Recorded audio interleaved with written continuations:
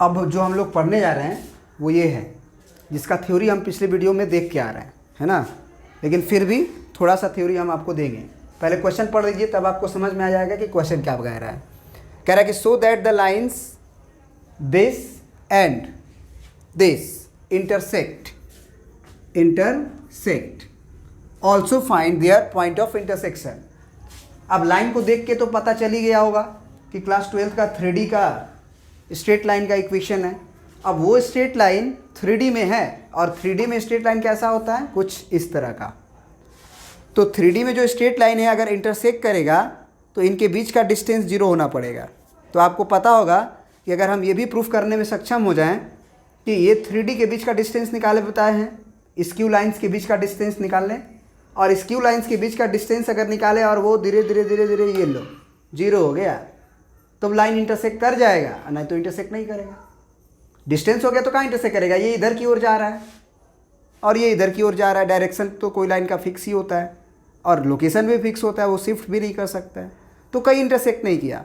तो अगर हमें प्रूफ करना है कि नहीं इंटरसेक्ट कर रहा है, तो आप प्रूफ कर दो कि स्क्यू लाइन्स के बीच का डिस्टेंस 0 है ना, स्क्यू लाइन्स के बीच का डिस्टेंस 0। लेकिन इन्होंने एक क्वेश्चन इंक्लूड कर दिया और क्या बढ़ा दिया, also find their point of intersection. यहाँ पे जहाँ इंटरसेक्शन हो रहा है वो इंटरसेक्शन को भी निकाल के बताइए कितना हो।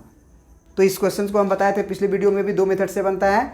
दूसरा मेथड से बनाएंगे ताकि हमारा दोनों क्वेश्चन सॉल्व हो जाए कि हमारा लाइन इंटरसेक्ट भी किया है ये भी प्रूफ हो जाए, और साथ ही साथ पॉइंट ऑफ इंटरसेक्शन भी निकल जाए। क्या करते हैं हम लोग, देखो ध्यान से देखो इन दोनों इक्वेशंस को। ये दोनों लाइन है ना, अगर दोनों लाइन के इक्वेशन को देखो, है ना, और अगर ये इंटरसेक्ट किए हैं हवा में यहाँ पे, तो इंटरसेक्शन पॉइंट ऐसा पॉइंट होता है जो दोनों लाइन में होता है। इस लाइन में भी है, इस लाइन में भी है। अब दोनों लाइन में है तो इसके तरफ से भी वो पॉइंट इसको सेटिस्फाइड करेगा और इसके तरफ से भी सेटिस्फाइड करेगा। मतलब ये ऐसा पॉइंट है जो दोनों लाइन के इक्वेशन को सेटिस्फाइड करेगा। तो हम करते क्या हैं कि हम ऐसे पॉइंट का तलाश करने लगते हैं जो दोनों पे हो। अगर ऐसा पॉइंट हमको कोई मिल गया जो दोनों इक्वेशन को सेटिस्फाइड करता हो, तब तो लाइन इंटरसेक्ट करता है, और नहीं तो इंटरसेक्ट नहीं करेगा। जैसे ये है, इस पर कहीं भी आप ऊपर नीचे चले जाओ, इस लाइन के ऊपर इसको सेटिस्फाइड करेगा, इसको नहीं करेगा क्योंकि इस पर नहीं है। इस पे का लाइन का कोई भी पॉइंट इसको सेटिस्फाइड नहीं करेगा। लेकिन अगर ये इंटरसेक्ट किया है तो एक पॉइंट तो ऐसा ज़रूर होगा जो दोनों लाइन को, इसको भी और इसको भी, दोनों को सेटिस्फाइड करेगा।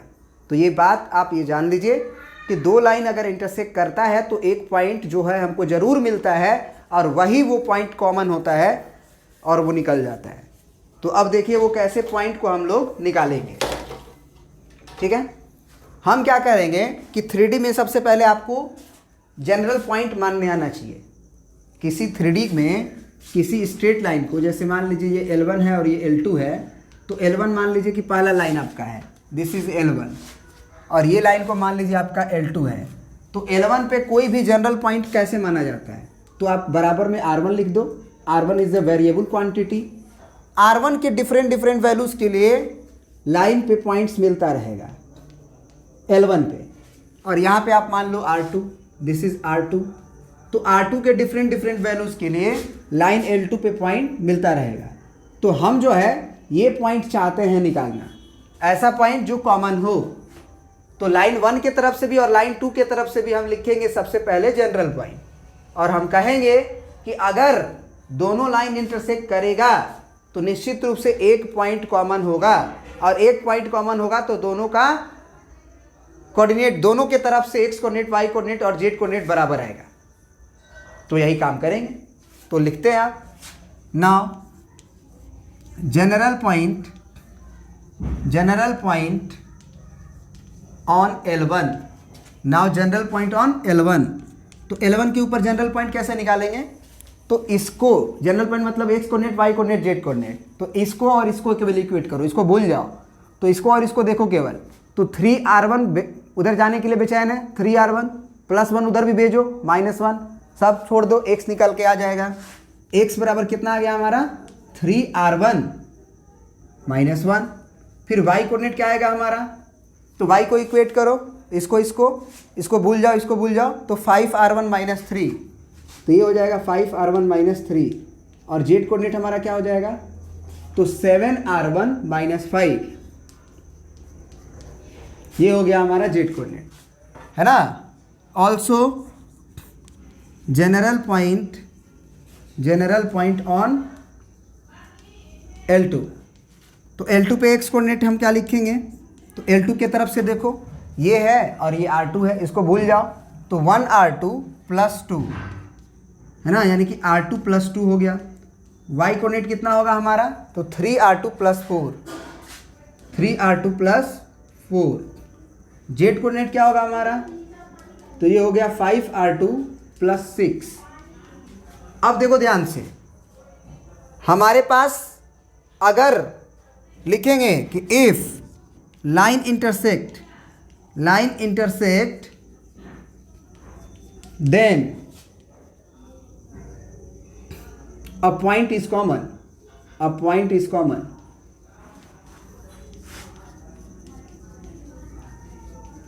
देन तब आप क्या करोगे, जो कॉमन पॉइंट है इक्वेट करोगे तभी ना मिलेगा। दोनों को सेटिस्फाई करना चाहिए, तो दोनों का x बराबर होना चाहिए, दोनों का y बराबर होना चाहिए, दोनों का z बराबर होना चाहिए, है ना। तो आप कर लो बराबर। तो यहाँ से अगर हम बराबर करें तो ये 3r1 minus 1 is equal to आएगा हमारा x कोऑर्डिनेट को x कोऑर्डिनेट इक्वल, यानी कि r2 प्लस 2 के। तो यहाँ से एक इक्वेशन हमें दिखाई देगा 3r1 माइनस r2 और माइनस का 3 बराबर 0। देखो यहाँ से 3r1 माइनस r2 और माइनस 1 और ये 2 इधर से आया तो माइनस 3 बराबर 0।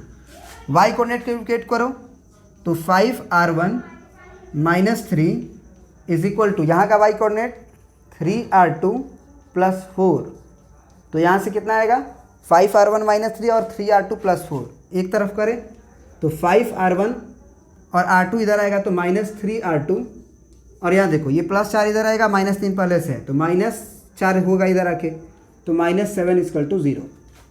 जेड कोऑर्डिनेट को भी इक्वेट करो तो तुम्हारा आएगा 7r1 minus 5 is equal to कितना 5r2 और प्लस 6, 5r2 प्लस 6, तो 7r1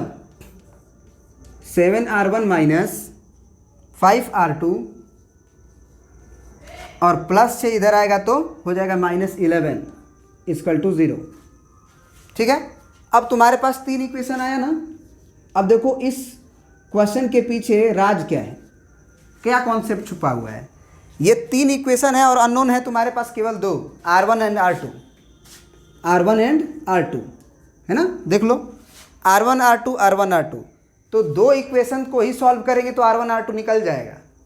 तो क्या थ्योरी है कि आप क्या करो कि इन 3 इक्वेशन में से कोई भी 2 इक्वेशन को सॉल्व कर लो और जो R1 R2 का वैल्यू निकला वो तीसरे इक्वेशन में डाल दो, जो बच गया है उसमें डाल दो। जैसे आपने 1 2 को सॉल्व करके R1 R2 निकाला तो तीसरे में रख के देखो कि इसको सेटिस्फाइड कर रहा है कि नहीं, ठीक है। या फिर 1 3 को सॉल्व किए R1 R2 आया तो 2 में R1 R2 रख के देखो कि सेटिस्फाइड किया कि नहीं, ठीक है। या फिर आप 2 और 3 को सॉल्व करके R1 R2 निकालो, जो आया 1 में रख के देखो आ रहा है कि नहीं।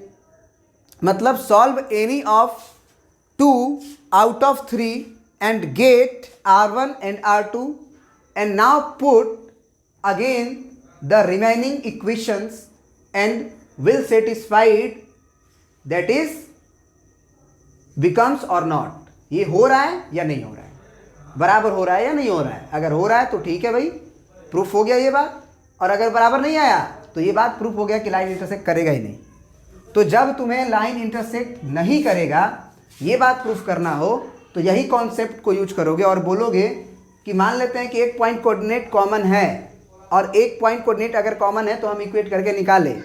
R1 R2 का वैल्यू 2 से निकाल लो, वो निकल के आया तीसरे में डालो, वो सेटिस्फाइड नहीं करेगा तो लिख दो कि if let us assume a point are common but will not satisfied a point are common, that is no any point which are common then lines are skew, एक इधर एक इधर। क्लियर हो गया।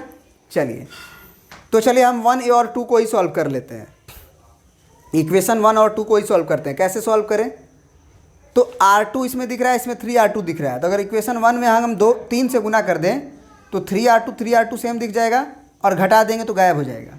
तो अब हम क्या लिखेंगे, इक्वेशन 1 इंटू 3 माइनस इक्वेशन 2, है ना। इक्वेशन 1 में हम मल्टीप्लाई कर देंगे किस चीज़ से, 3 से।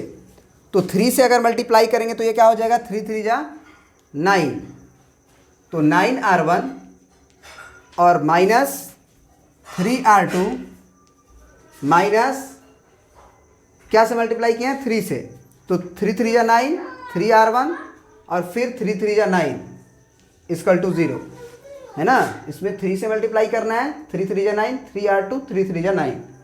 इक्वेशन 2 में मल्टीप्लाई करना है, कोई भी चीज़ से नहीं, मतलब सिंपल प्रिंट आउट करना है, यानी कि 5R1 minus 3R2 minus 7 is equal to 0।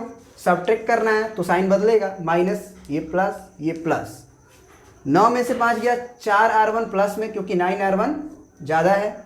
इसकी कहानी खत्म, क्योंकि 3R2 प्लस में और 3R2 माइनस में, ये प्लस में, ये -9 और ये +7, तो बचेगा -2 इक्वल टू 0। तो यहाँ से R1 का वैल्यू आया 2/4 यानी कि 1/2। अब ये R1 का वैल्यू आ गया। अब आप इक्वेशन 1 और इक्वेशन 2 को ही सॉल्व किए हो तो केवल इक्वेशन 1 या इक्वेशन 2 में इस R1 का वैल्यू डाल के R2 का वैल्यू निकाल सकते हो। तो ज़रा इक्वेशन 1 को देखो। इक्वेशन 1 है हमारा 3R1 माइनस R2 और -3 बराबर 0। तो यहाँ पे हम क्या करते हैं, R1 का वैल्यू रख देते हैं, R2 को उधर भेज देते हैं। तो ये हो जाएगा 3/2, क्योंकि 1/2 पड़ेगा तो मल्टीप्लाई होगा, तो 3/2 -3 इज इक्वल टू R1।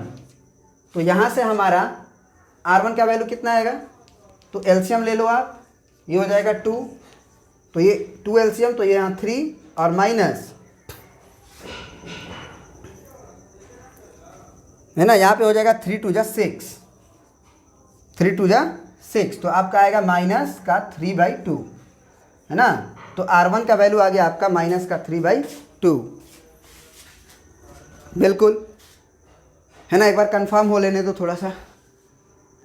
चलिए, यहाँ पे गलती से हम लोग R1 लिख दिए हैं, R2 उधर गया है तो R2 होगा, है ना, और ये ठीक है। अब तो ये R2 हो गया हमारा कितना, -3/2।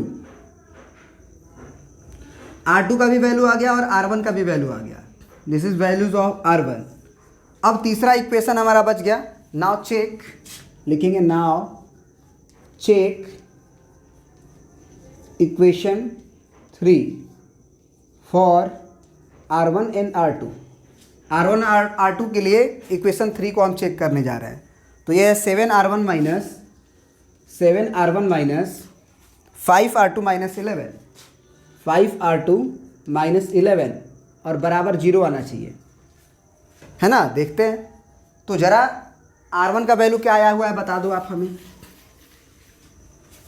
R1 का वैल्यू आया है 1/2, तो ये हो गया हमारा 7/2, है ना। R1 का वैल्यू 1/2 तो 7/2 माइनस 5R2 का वैल्यू है हमारा -3/2, तो -3/2 यहाँ पड़ेगा एक्चुअल में, है ना। -5R2 और -11, देखना है कि 0 आ रहा है कि नहीं।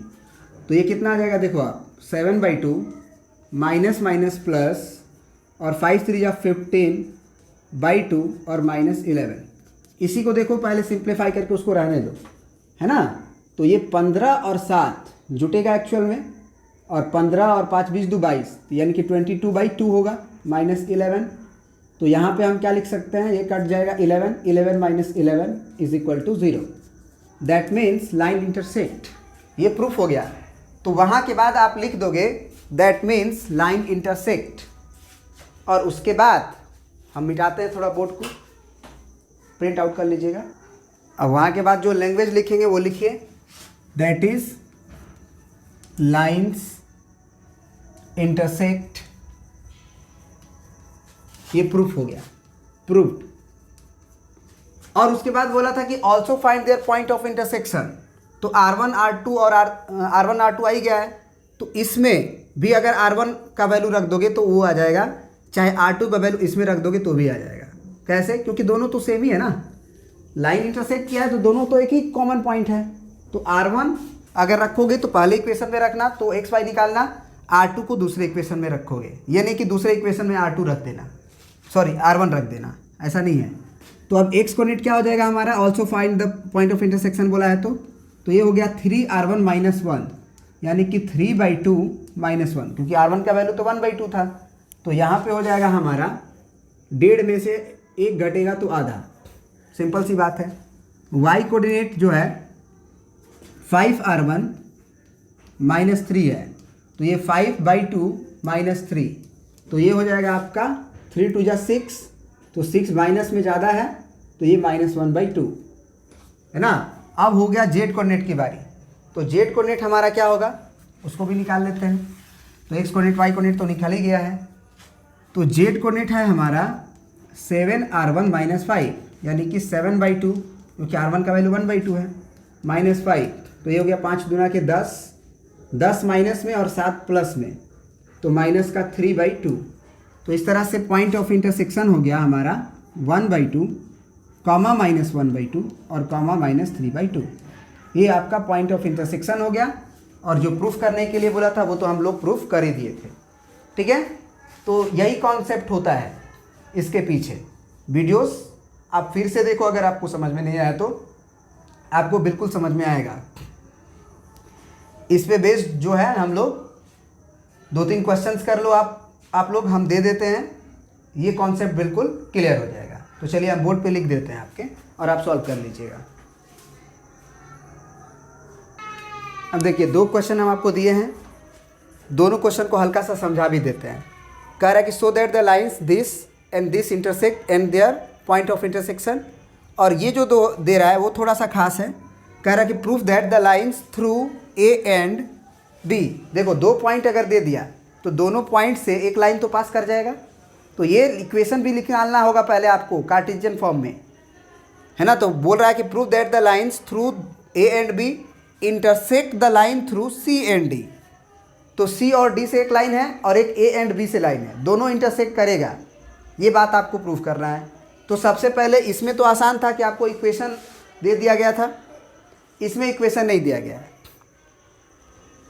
इसमें इक्वेशन नहीं दिया गया। तो आप क्या कर सकते हो कि पहले लाइन का इक्वेशन निकाल लो ऐसे, है ना। कैसे निकालते हो वो बताया गया है, 2 पॉइंट से लाइन का इक्वेशन कैसे निकालते हैं बताया गया है, बता देते हैं फिर से। x minus x1 by x2 minus x1, y minus y1 by y2 minus y1, z minus z1 by z2 minus z1। नहीं तो डिस्क्रिप्शन में लिंक दे देंगे, आप देख लेना कि 2 पॉइंट से 2 पॉइंट अगर दिया हो तो लाइन का इक्वेशन कैसे निकालते हैं। और जब इक्वेशन निकल जाएगा तो आप 2 लाइन इंटरसेक्ट करता है तो कैसे निकालते हैं, ये थ्योरी अभी बताया गया, कॉन्सेप्ट बताया गया, क्वेश्चन भी एक सोल्व करवाया गया, आप देख सकते हो। ठीक है, तो चलिए अब मिलते हैं नेक्स्ट वीडियो में। ठीक है, थैंक यू।